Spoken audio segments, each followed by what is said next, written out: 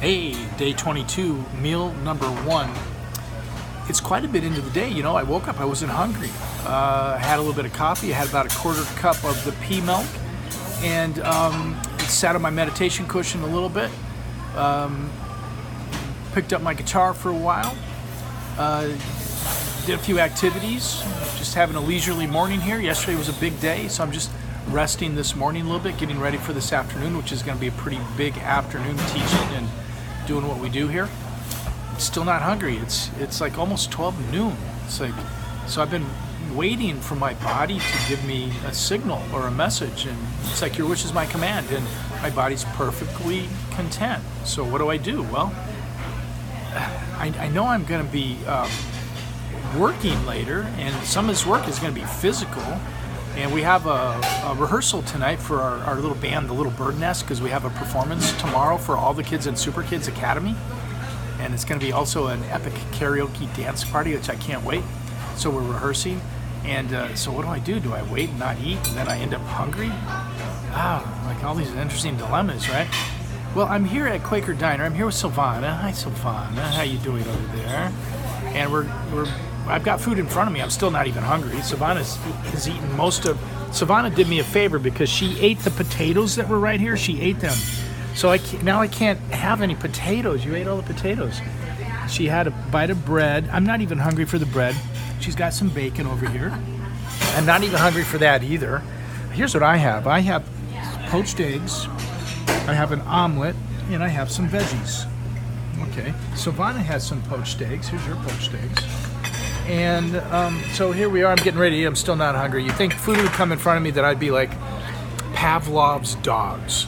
Do you know the story about Pavlov's dogs? Pavlov, he would feed his dogs and then ring a bell.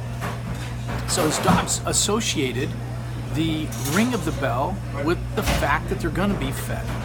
So then Pavlov, over time, he just rings the bell and doesn't feed them. And what happens is dogs will still salivate as though they're going to be fed. So they associated the food with the ring of the bell, and that he could create, upon demand, anytime he would ring the bell, he could cause his dogs to salivate. So, we're kind of like Pavlov's dogs, right? Well, I'm in a place now where maybe I'm no longer Pavlov's dogs. Maybe I'm my own dog now, because I have food in front of me. It's 12 noon. I haven't had anything to eat today. I had that quarter cup of pea milk, not even that. It was probably eighth of a cup in my coffee. Still not hungry. I have this food in front of me. I'm not hungry at all. It's as though there's some cycle that has changed. And I notice I'm a little leaner. I notice I got to put another notch on my belt. I haven't stepped on a scale. I don't even really care what I weigh. And the truth is that I feel so good that the numbers on my A1C no longer matter to me. Of course, I would like for them to be, reflecting a balance within reasonable understood limits based on science, right? But I'm not aiming to be below 6.5 anymore. I'm just aiming to use food as my medicine. My intent is to joyously embrace food as a means of connecting inside myself and with the world around me and people that I like and care about, like Silvana, my children, my friends, and our students and family, and that's where my intent is. My intent is to feel good. I just want to feel good, and I feel amazing. I feel really good. Now, last night, I had another meal after we talked. It was late. I got a little hungry. I was hungry for eggs, so I made 3 eggs. I left the yolks in. I was a little hungry for like a little bit the flavor of a potato, so I took about half a cup of these hash brown potatoes, which is just shredded potato. And instead of doing like the full portion size, which on the package says a cup and a quarter, I cut it way back. It was actually it was less than half a cup. And so I put a tablespoon or 2 tablespoons of avocado oil along with about a quarter onion. And I fried it till it was really crispy because I was hungry for that crispy taste. And I had that also with 2 slices of cheese. So I was heavy on protein. a little bit heavy on the fat. My body felt like it was asking for more fat. It was very satisfying. The potatoes are the most glycemic index type food that I've had, and we'll have to double check to see where they are on the list. Okay, but whenever you eat like something like, if you were to eat a potato, which is sort of a little bit maybe off this way, certainly a candy bar is way off the plan. If you had a bite of a candy bar, you probably want to try to have a very tiny bit of it. Just cut the portion in half and then in half again, and try to delay part of it till later. So I did the same thing with the potato. Whatever the regular portion size would be, or what I would normally eat, cut it in half, save the other half for later. That strategy is working very, very well. Okay, so and then adding, where I was going with this was saying, adding something that has a better glycemic index, like say broccoli along with the potato, gives us a diversity of glycemic index that our body is working on. So I think that would be a good plan to consider. That's what I'm doing.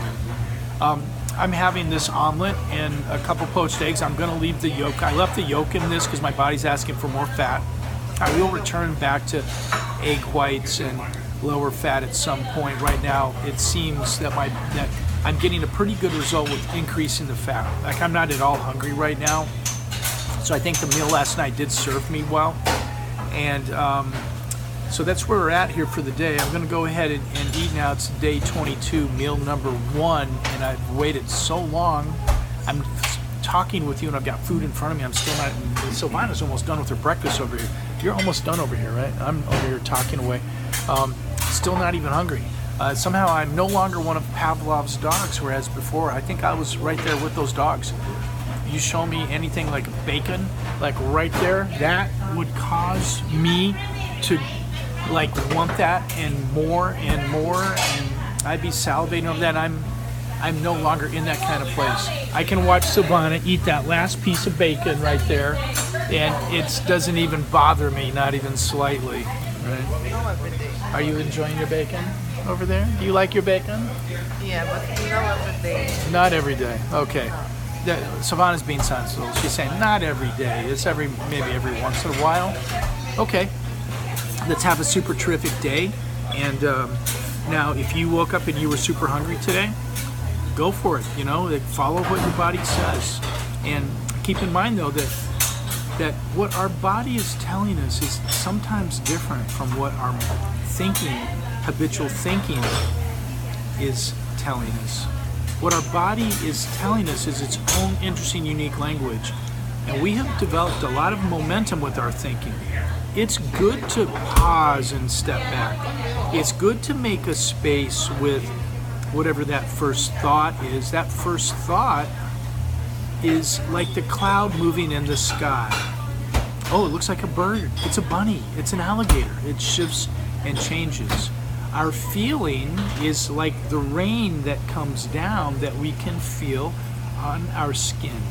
The difference between thought and feeling.